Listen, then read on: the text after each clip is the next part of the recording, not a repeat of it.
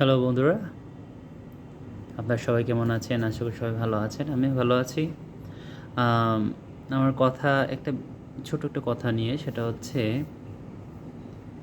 Hotel intercontinental, মানে হচ্ছে previous যে হোটেলের নাম ছিল রূপসী বাংলা হোটেল মোড় থেকে ডক্টর ইউনূস মানে হচ্ছে প্রধান উপদেষ্টার যে বাসভবন যমুনা রয়েছে, এটা দিয়ে হচ্ছে কোনো রিক্সা, সাইকেল এগুলো চালাতে দেওয়া হচ্ছে না। মানলাম রিক্সা ওখানে যেতে দেওয়া হচ্ছে না, বাট একটা সাইকেলিং করে যখন ওই দিক দিয়ে যাওয়া হয়, সাইকেলিং ক্ষেত্রে কেন বাধার সম্মুখীন হতে হবে? আমার কোশ্চেন হচ্ছে এখানে।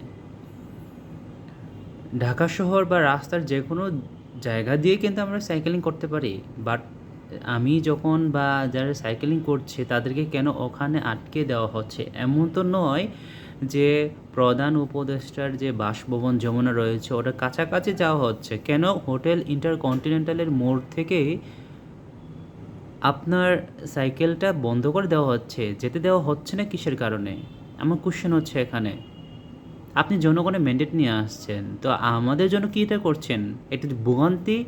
আমার বাসা মগবাজার, তা আমি ওই দিক দিয়ে আসবো না? আমি কেন ঘুরে আসবো অন্য সাইড হয়ে?